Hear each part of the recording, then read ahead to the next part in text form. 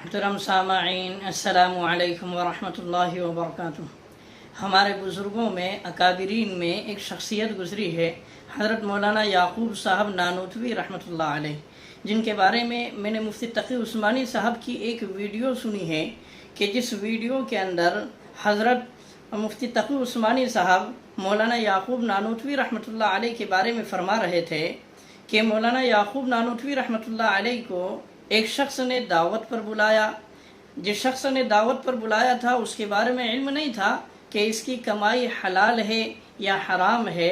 بہرحال لا علمی کی بنیاد پر مولانا یعقوب صاحب نانوتوی رحمۃ اللہ علیہ دعوت پر چلے گئے۔ کھانا کھایا۔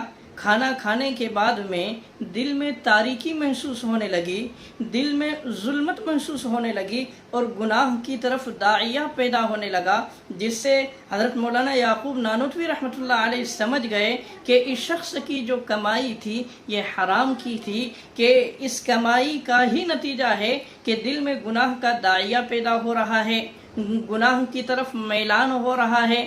لیکن یہ ہے کہ لا علمی اور نادانی کی بنیاد پر حضرت نے وہ کھانا کھایا تھا۔ بہرحال تو اس سے پتہ چلتا ہے کہ آدمی کو حلال کمائی کی کوشش کرنا چاہیے، اپنی غذا کو حلال بنانے کی کوشش کرنا چاہیے اور حرام سے اپنے آپ کو بچانا چاہیے۔ اس لیے کہ جب آدمی حرام کمائی کرتا ہے اور غذا اس کی حرام ہوتی ہے تو نہ تو اس کی دعا قبول ہوتی ہے اور نہ ہی نیک اعمال کی طرف اس کی رغبت ہوتی ہے، چاہت ہوتی ہے۔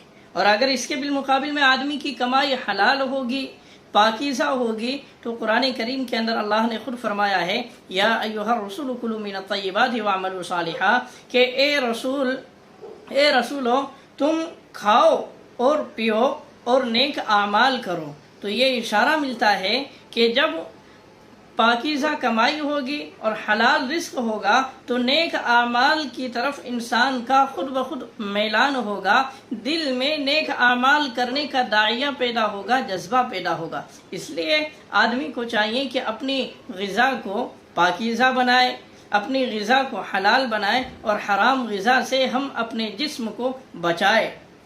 اللہ سے دعا کیجئے کہ اللہ تعالی ہم سب کو حلال رزق عطا فرمائے۔ وما توفیقی الا